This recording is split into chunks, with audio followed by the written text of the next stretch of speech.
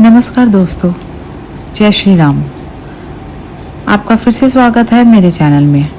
आशा करती हूँ आप सब बहुत अच्छे होंगे। यह प्रतिदिन रामचरितमानस का पाठ आपको बहुत अच्छा लग रहा होगा। तो जैसा कि हम फिर से आज पढ़ने जा रहे हैं अपने रामचरितमानस सीरीज़ के पहले पाठ बालकांड का डे 12, और बिना किसी देरी के हम अपनी वीडियो को शुरू करते हैं। तो आज हम पढ़ेंगे नवाहन पारायण पहला विश्राम, मास पारायण चौथा विश्राम। हे पार्वती, निर्मल रामचरितमानस की वह मंगलमयी कथा सुनो जिसे काकभूषणी ने विस्तार से कहा और पक्षियों के राजा गरुड़ जी ने सुना था। वह श्रेष्ठ संवाद जिस प्रकार हुआ वह मैं आगे कहूँगा। अभी तुम श्री रामचंद्र जी के अवतार का परम सुंदर और पवित्र चरित्र सुनो। श्री हरि के गुण, नाम, कथा और रूप सभी अपार, अगणित और असीम हैं। फिर भी हे पार्वती, मैं अपनी बुद्धि के अनुसार कहता हूँ, तुम आदरपूर्वक सुनो। हे पार्वती सुनो, वेद शास्त्रों ने श्री हरि के सुंदर, विस्तृत और निर्मल चरित्रों का गान किया है। हरि का अवतार जिस कारण से होता है वह कारण बस यही है, ऐसा नहीं कहा जा सकता। अनेकों कारण हो सकते हैं और ऐसा भी हो सकते हैं जिन्हें कोई जान नहीं सकता। हे सियानी सुनो, हमारा मत तो यह है कि बुद्धि, मन और वाणी से श्री रामचंद्र जी की तर्कना नहीं की जा सकती। तथापि संत, मुनि, वेद और पुराण अपनी अपनी बुद्धि के अनुसार जैसा कुछ कहते हैं और जैसा कुछ मेरी समझ में आता है, हे सुमुखी, वही कारण मैं तुमको सुनाता हूँ। जब जब धर्म का हास्य होता है और नीच अभिमानी राक्षस बढ़ जाते हैं और वे ऐसा अन्याय करते हैं कि जिसका वर्णन नहीं हो सकता, तथा ब्राह्मण, गौ, देवता और पृथ्वी कष्ट पाते हैं, तब तब वे कृपा निधान प्रभु भांति भांति के शरीर धारण कर सज्जनों की पीड़ा हरते हैं। वे असुरों को मारकर देवताओं को स्थापित करते हैं, अपने वेदों की मर्यादा की रक्षा करते हैं और जगत में अपना निर्मल यश फैलाते हैं। श्री रामचंद्र जी के अवतार का यही कारण है। उसी यश को गा गा कर भक्तजन भव सागर से तर जाते हैं। कृपा सागर भगवान भक्तों के हित के लिए शरीर धारण करते हैं। श्री रामचंद्र जी के जन्म लेने के अनेक कारण हैं जो एक से एक बढ़कर विचित्र हैं। हे सुंदर बुद्धि वाली भवानी, मैं उनके 2-1 जन्मों का विस्तार से वर्णन करता हूँ, तुम सावधान होकर सुनो। श्री हरि के जय और विजय 2 प्यारे द्वारपाल हैं जिनको सब कोई जानते हैं। उन दोनों भाइयों ने ब्राह्मण सनकादि के शाप से असुरों का तामसी शरीर पाया। एक का नाम था हिरण्यकशिपु और दूसरे का हिरण्याक्ष। ये देवराज इंद्र के गर्व को छुड़ाने वाले सारे जगत में प्रसिद्ध हुए। वे युद्ध में विजय पाने वाले विख्यात वीर थे। इनमें से एक हिरण्याक्ष को भगवान ने वराह सुअर का शरीर धारण करके मारा। फिर दूसरे हिरण्यकशिपु का नरसिंहार रूप धारण करके वध किया और अपने भक्त प्रहलाद का सुंदर यश फैलाया। वे ही दोनों जाकर देवताओं को जीतने वाले तथा बड़े योद्धा रावण और कुंभकर्ण नाम के बड़े बलवान और महावीर राक्षस हुए, जिन्हें सारा जगत जानता है। भगवान के द्वारा मारे जाने पर भी हिरण्याक्ष और हिरण्यकशिपु इसलिए मुक्त नहीं हुए कि ब्राह्मण के वचन शाप का प्रमाण 3 जन्म के लिए था। अतः एक बार उनके कल्याण के लिए भक्त प्रेमी भगवान ने फिर अवतार लिया। वहाँ उस अवतार में कश्यप और अदिति उनके माता पिता हुए, जो दशरथ और कौशल्या के नाम से प्रसिद्ध थे। एक कल्प में इस प्रकार अवतार लेकर उन्होंने संसार में पवित्र लीलाएं की। एक कल्प में सब देवताओं को जलंधर दैत्य से युद्ध में हार जाने के कारण दुखी देखकर शिवजी ने उसके साथ बड़ा घोर युद्ध किया, पर वह महाबली दैत्य मारे नहीं मरता था। उस दैत्यराज की स्त्री परम सती बड़ी ही पतिव्रता थी। उसी के प्रताप से त्रिपुरासुर जैसे अजय शत्रु का विनाश करने वाले शिवजी भी उस दैत्य को नहीं जीत सके। प्रभु ने छल से उस स्त्री का व्रत भंग कर देवताओं का काम किया। जब उस स्त्री ने यह भेद जाना तब उसने क्रोध करके भगवान को शाप दिया। लीलाओं के भंडार कृपालु हरि ने उस स्त्री के शाप को प्रामाण्य दिया। वही जलंधर उस कल्प में रावण हुआ, जिसे श्री रामचंद्र जी ने युद्ध में मारकर परम पद दिया। एक जन्म का कारण यह था जिससे श्री रामचंद्र जी ने मनुष्य देह धारण किया। हे भारद्वाज मुनि सुनो, प्रभु के प्रत्येक अवतार की कथा कवियों ने नाना प्रकार से वर्णन किया है। एक बार नारद जी ने शाप दिया, अतः एक कल्प में उसके लिए अवतार हुआ। यह बात सुनकर पार्वती जी बड़ी चकित हुई और बोली कि नारद जी तो विष्णु भक्त और ज्ञानी हैं। मुनि ने भगवान को शाप किस कारण से दिया? लक्ष्मीपति भगवान ने उनका क्या अपराध किया था? हे पुरारी शंकर जी, यह कथा मुझसे कहिए। मुनि नारद के मन में मोह होना बड़े आश्चर्य की बात है। तब महादेव जी ने हंसकर कहा, न कोई ज्ञानी है न मूर्ख। श्री रघुनाथ जी ने जब जिसको जैसा करते हैं वह उसी क्षण वैसा ही हो जाता है। हे भारद्वाज, मैं श्री रामचंद्र जी के गुणों की कथा कहता हूँ, तुम आदर से सुनो। तुलसीदास जी कहते हैं, मान और मद को छोड़कर आवागमन का नाश करने वाले रघुनाथ जी को भजो। हिमालय पर्वत में एक बड़ी पवित्र गुफा थी। उसके समीप ही सुंदर गंगा जी बहती थी। वह परम पवित्र सुंदर आश्रम देखने पर नारद जी के मन को बहुत ही सुहावना लगा। पर्वत, नदी और वन के विभागों को देखकर नारद जी का लक्ष्मीकांत भगवान के चरणों में प्रेम हो गया। भगवान का स्मरण करते ही उन नारद मुनि के शप की जो शाप उन्हें दक्ष प्रजापति ने दिया था और जिसके कारण वे एक स्थान पर नहीं ठहर सकते थे, गति रुक गई और मन के स्वाभाविक ही निर्मल होने से उनकी समाधि लग गई। नारद मुनि की स्थिति देखकर देवराज इंद्र डर गया। उसने कामदेव को बुलाकर उसका आदर सत्कार किया और कहा कि मेरे लिए तुम अपने सहायकों सहित नारद की समाधि भंग करने को जाओ। यह सुनकर मीनध्वज कामदेव मन में प्रसन्न होकर चला। इंद्र के मन में यह डर हुआ कि देवऋषि नारद मेरी पूरी अमरावती का निवास राज्य चाहते हैं। जगत में जो कामी और लोभी होते हैं वे कुटिल कौवे की तरह सबसे डरते हैं। जैसे मूर्ख कुत्ता सिंह को देखकर सूखी हड्डी लेकर भागे और वह मूर्ख यह समझे कि कहीं उस हड्डी को सिंह छीन न ले, वैसे ही इंद्र को नारद जी मेरा राज्य छीन लेंगे ऐसे सोचते लाज नहीं आई। जब कामदेव उस आश्रम में गया तब उसने अपनी माया से वहां वसंत ऋतु को उत्पन्न किया। तरह तरह के वृक्षों पर रंग बिरंगे फूल खिलाए, उन पर कोयले फूकने लगी और भौरे गुजार करने लगे। कामाग्नि को भड़काने वाली 3 प्रकार की शीतल, मंद और सुगंध सुहावनी हवा चलने लगी। रंभा आदि नवयुवती देवांगनाएं जो सबकी सब काम कला में निपुण थी, वे बहुत प्रकार की तानों की तरंग के साथ गाने लगी और हाथ में गेंद लेकर नाना प्रकार के खेल खेलने लगी। कामदेव अपने इन सहायकों को देखकर बहुत प्रसन्न हुआ और फिर उसने नाना प्रकार के मायाजाल किए, परंतु कामदेव की कोई भी कला मुनि पर असर न कर सकी। तब तो पापी कामदेव अपने ही नाश के भय से डर गए। लक्ष्मीपति भगवान जिसके बड़े रक्षक हों, भला उसकी सीमा मर्यादा को कोई दबा सकता है? तब अपने सहायकों समेत कामदेव ने बहुत डरकर और अपने मन में हार मानकर बहुत ही दीन वचन कहते हुए मुनि के चरणों को जा पकड़ा। नारद जी के मन में कुछ भी क्रोध न आया। उन्होंने प्रिय वचन कहकर कामदेव का समाधान किया। तब मुनि के चरणों में सिर निवार कर उनकी आज्ञा पाकर कामदेव अपने सहायकों सहित लौट गया।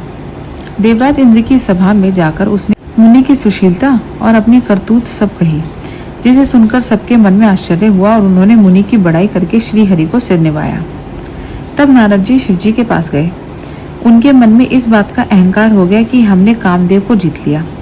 उन्होंने कामदेव के चरित्र शिव जी को सुनाए और महादेव जी ने उन नारद जी को अत्यंत प्रिय जानकर इस प्रकार शिक्षा दी। हे मुनि, मैं तुमसे बार बार विनती करता हूँ कि जिस तरह यह कथा तुमने मुझे सुनाई है उस तरह भगवान श्री हरि को कभी मत सुनाना। चर्चा भी चले तब भी इसको छिपा जाना। यद्यपि शिवजी ने यह हित की शिक्षा दी पर नारद जी को वह अच्छी न लगी। हे भारद्वाज, अब कौतुक तमाशा सुनो। हरि की इच्छा बड़ी बलवान है। श्री रामचंद्र जी जो करना चाहते हैं वही होता है। ऐसा कोई नहीं जो उसके विरुद्ध कर सके। श्री शिव जी के वचन नारद जी के मन को अच्छे नहीं लगे। तब वे वहां से ब्रह्मलोक की ओर चल दिए। एक बार गान विद्या में निपुण मुनिनाथ नारद जी हाथ में सुंदर वीणा लिए हरि गुण गाते हुए क्षीर सागर को गए, जहाँ वेदों के मस्तक स्वरूप मूर्तिमान वेदांत तत्व लक्ष्मी निवास भगवान नारायण रहते हैं। रमन निवास भगवान उठकर बड़े आनंद से उनसे मिले और ऋषि नारद जी के साथ आसन पर बैठ गए। चराचर के स्वामी भगवान हंसकर बोले, हे मुनि, आज आपने बहुत दिनों पर दया की। यद्यपि श्री शिवजी ने उन्हें पहले से ही वर्ज रखा था, तो भी नारद जी ने कामदेव का सारा चरित्र भगवान को कह सुनाया। श्री रघुनाथ जी की माया बड़ी ही प्रबल है। जगत में ऐसा कौन जन्मा है जिसे वह मोहित ना कर दे। भगवान रूखा मुंह करके कोमल वचन बोले, हे मुनिराज, आपका स्मरण करने से दूसरों के मोह, काम, मद और अभिमान मिट जाते हैं। फिर आपके लिए तो कहना ही क्या है। हे मुनि सुनिए, मोह तो उसके मन में होता है जिसके हृदय में ज्ञान वैराग्य नहीं है। आप तो ब्रह्मचार्य व्रत में तत्पर और बड़े धीर बुद्धि हैं। भला कहीं आपको भी कामदेव सता सकता है?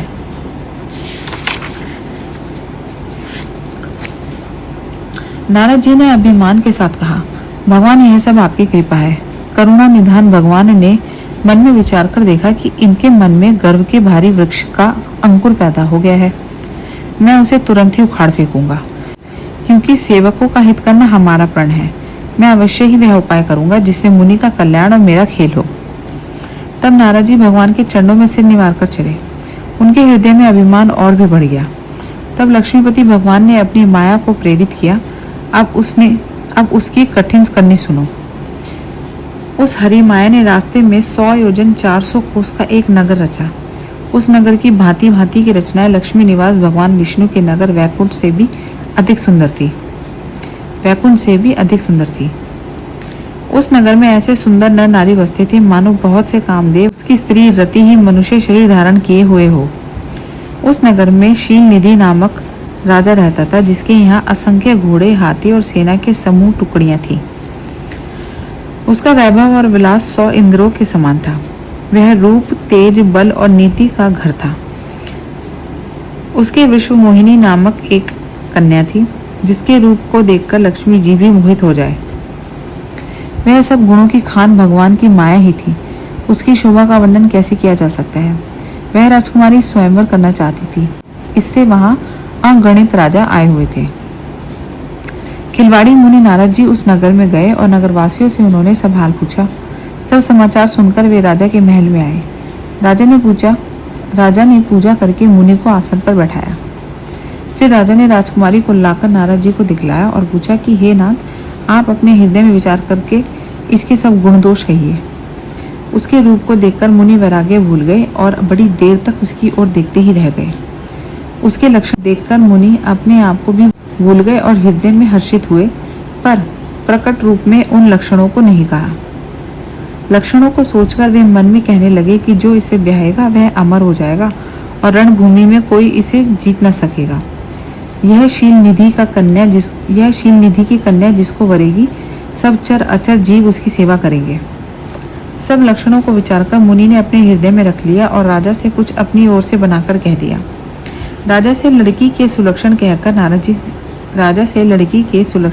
नारद जी चल दिए। पर उनके मन में यह चिंता थी कि मैं जाकर सोच विचार कर अब वही उपाय करूं जिससे यह कन्या मुझे ही वरे। इस समय जब तब से तो कुछ नहीं हो सकता। हे विधाता, मुझे यह कन्या किस तरह मिलेगी? इस समय तो बड़ी भारी शोभा और विशाल रूप चाहिए, जिसे देखकर राजकुमारी मुझ पर रिझ जाए और तब जयमाला मेरे गले में डाल दे। एक काम करूं कि भगवान से सुंदरता मांगूं, पर भाई उनके पास जाने में तो बहुत देर हो जाएगी। किंतु श्री हरि के समान मेरे हेतु भी कोई नहीं है, इसलिए इस समय वे ही मेरे सहायक हो। उस समय नारद जी ने भगवान की बहुत प्रकार से विनती की। तब लीला में कृपालु प्रभु वहीं प्रकट हो गए। स्वामी को देखकर नारद जी के नेत्र शीतल हो गए और वे मन में बड़े ही हर्षित हुए कि अब तो काम बन ही जाएगा।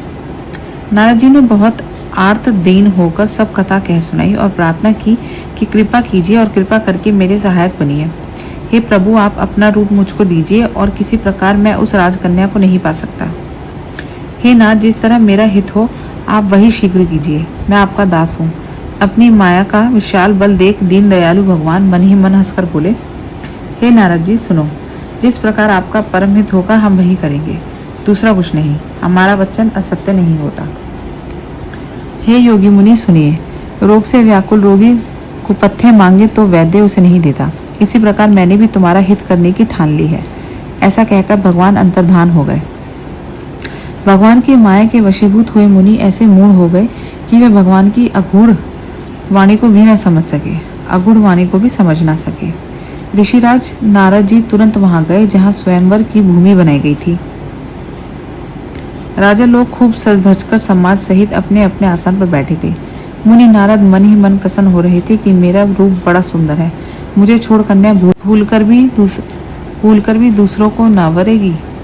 कृपा निधान भगवान ने मुनि के कल्याण के लिए उन्हें ऐसा कुरूप बना दिया कि जिसका वर्णन नहीं हो सकता, पर यह चरित्र कोई भी न जान सका। सबने उन्हें नारद ही जानकर प्रणाम किया। वहां 2 शिवजी के गण भी थे। वे सब भेद जानते थे और ब्रह्मा का वेश बनाकर सारी लीला देखते फिरते थे। वे भी बड़े मौजी थे। नारद जी अपने हृदय में रूप का बड़ा अभिमान लेकर जिस समाज पंक्ति में जाकर बैठे थे, ये शिवजी के दोनों गण भी वहीं बैठ गए। ब्रह्मा के वेश में होने के कारण उनकी इस चाल को कोई न जान सका।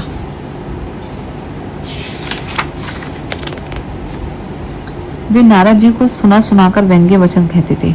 भगवान ने इनको अच्छी सुंदरता दी है, इनकी शोभा देखकर राजकुमारी रीछ ही जाएगी और हरि वानर जानकर इन्हीं को खास तौर से वरेगी।